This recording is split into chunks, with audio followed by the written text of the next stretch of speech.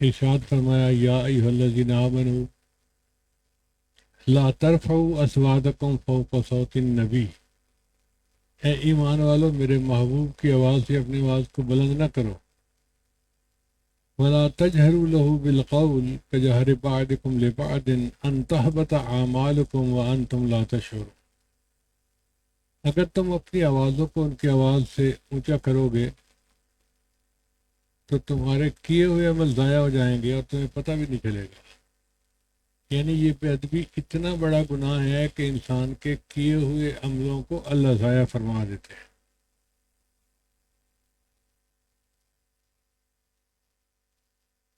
بنی اسرائیل میں ایک بڑا صوفی صافی تھا، اس کا نام تھا بلعم باور، مستجاب الدعوات تھا، اس کی ہر دعا قبول ہوتی تھی۔ اس نے حضرت موسیٰ علیہ السلام کی مخالفت کی اپنی خواہشات نفسانی کی وجہ سے، دنیاوی منفعت کی وجہ سے، تو اللہ تعالیٰ کا اس کے اوپر ایسا عذاب آیا۔ اللہ فرماتے ہیں وَلَوْ شِئْنَا لَرَفَعْنَاهُ بِهَا وَلَكِنَّهُ أَخْلَدَ إِلَى الْأَرْضِ وَاتَّبَعَ هَوَاهُ فَمَثَلُهُ كَمَثَلِ الْكَلْبِ۔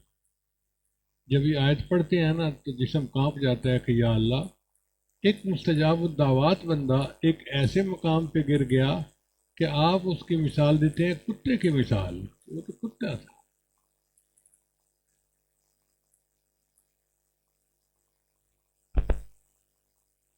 چنانچہ ہلاکو خان نے جب بغداد کو فتح کر لیا تو وہ منگول تھا، تو بہت سارے منگولی جو تھے وہ عیسائیوں کی وجہ سے پادری بن گئے۔ ایک منگولی کے عیسائی بننے پر پادریوں نے فنکشن کیا کہ ہم سیلیبریٹ کریں کہ ایک آدمی عیسائی بن گیا ہے۔ چنانچہ پادری جب کھڑا ہوا تو اس نے نبی علیہ السلام کی شان میں گستاخی شروع کر دی۔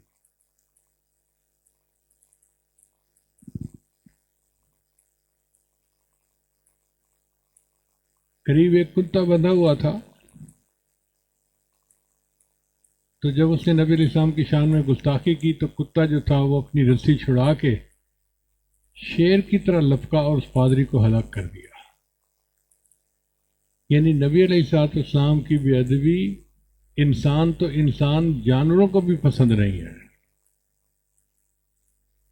یہ واقعہ دیکھ کر 40,000 منگولی جو تھے کلمہ پڑھ کر مسلمان ہو گئے۔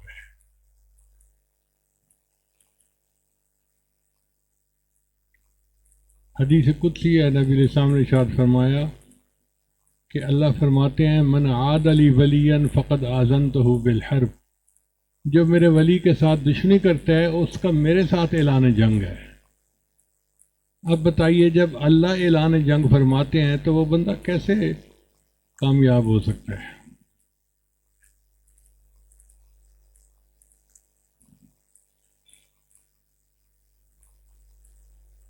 چنانچہ کمال ابن قدیم نے تاریخ حلب میں واقعہ لکھا ہے کہ ابن منیر ایک شخص تھا جو شیخین کے اوپر تبرہ کرتا تھا۔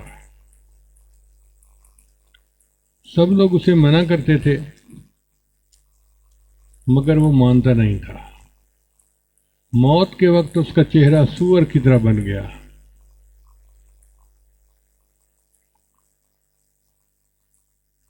میرے اپنے بچپن کا ذاتی واقعہ ہے، میں اس وقت دوسری کلاس میں پڑھتا تھا، مجھے آج بھی وہ پرائمری اسکول یاد ہے کہ جس میں کلاس میں بیٹھتا تھا۔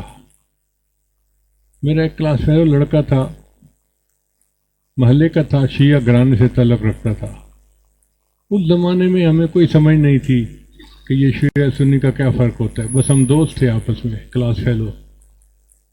وہ مجھے کہتا ہے کہ تمہیں پتہ ہے کہ میرا دادا جو ہے نا اس کو گھر میں باندھا ہوا ہے اور وہ کتے کی طرح بھونکتا ہے۔ تو میں سن کے حیران ہو گیا کہ ایک انسان کو گھر میں باندھا ہوا ہے اور وہ کتے کی طرح بھونکتا ہے۔ جب چھٹی ہوئی تو وہ مجھے کہتا ہے کہ دیکھو تمہارا یہ راستہ ہے، تم اس گلی کی بجائے ہماری گلی سے چلے جاؤ تو 2 منٹ زیادہ لگیں گے، میں تمہیں اپنا دادا دکھاؤں گا۔ میں نے کہا چلو، میں اس کے ساتھ چلا گیا۔ اس نے جا کے بیٹھک کا دروازہ کھولا تو واقعی میں نے دیکھا کہ ایک آدمی بوڑھا سا تھا اور زنجیروں سے اس کے پاؤں ہاتھ باندھے ہوئے تھے، اور جیسے دورہ پڑتا ہے نا، اس کو دورہ پڑتا تھا اور وہ کتے کی طرح بھونکنے لگ جاتا تھا۔ اب میں چھوٹا بچہ تھا تو میں گھبرا گیا، پسینہ آ گیا، 2 منٹ میں گھر پہنچ گیا۔ میری والدہ صاحبہ نے مجھے دیکھا تو انہوں نے کہا بیٹا تمہیں کیا ہوا ہے، تم کیوں اتنا گھبرائے ہوئے ہو؟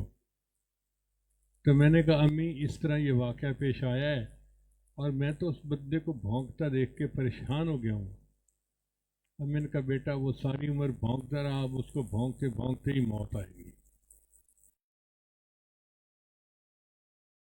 کرتا تھا اور اس کا انجام اتنا برا ہوا، موت کے وقت جو ہے وہ کتے کی طرح بھونکتا پڑ گیا۔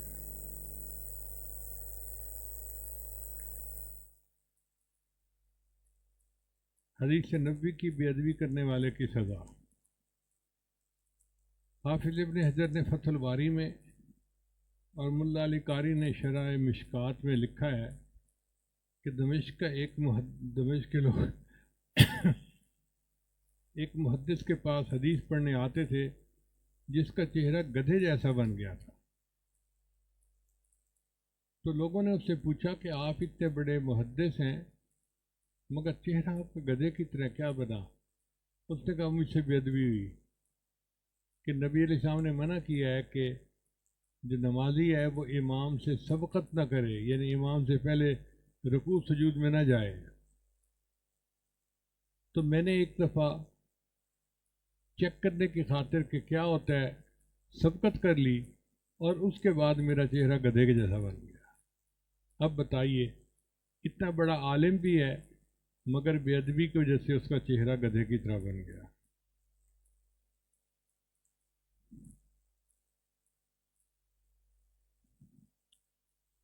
فرشتوں کے گستاخ کا انجام۔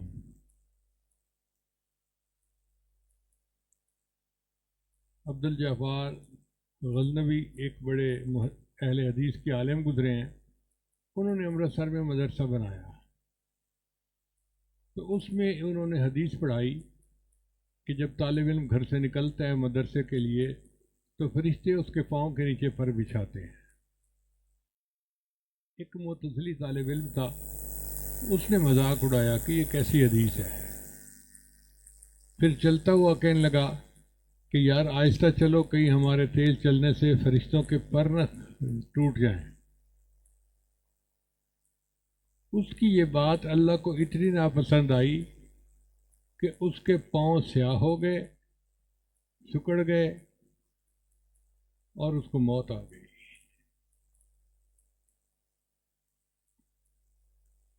بھائی بستامی رحمۃ اللہ علیہ کے اولیاء میں سے تھے، ایک غیر مقلد جو تھا وہ گزرتے ہوئے اس نے ان کے پاؤں پہ پاؤں رکھ دیا۔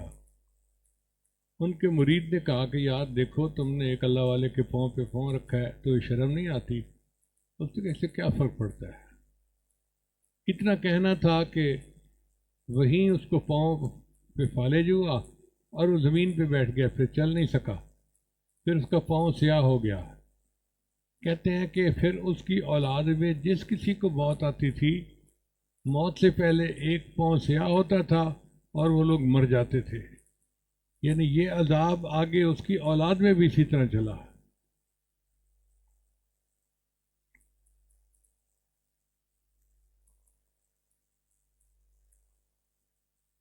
بے ادب بندے سے نبی علیہ السلام نے بیزاری کا اعلان فرمایا۔ ترمذی شریف کی روایت ہے کہ نبی علیہ السلام نے فرمایا من لم یرحم صغیرنا ولم یوقر کبیرنا فلیس منا، جو ہمارے چھوٹوں پر رحم نہیں کرتا اور بڑوں کا احترام نہیں کرتا وہ ہم میں سے ہی نہیں ہے، یعنی نبی علیہ السلام فرماتے ہیں وہ میری امت میں سے ہی نہیں ہے۔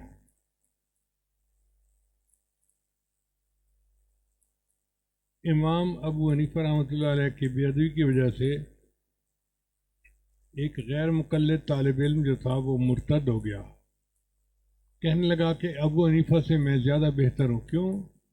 کہ ابو حنیفہ کو 17 حدیثیں آتی تھیں اور مجھے زیادہ حدیثیں آتی ہیں۔ اس نے امام ولی رحمۃ اللہ کی بے ادبی کی، اس کا نتیجہ یہ ہوا کہ وہ ایمان سے ہی محروم ہو گیا، مرتد ہو گیا۔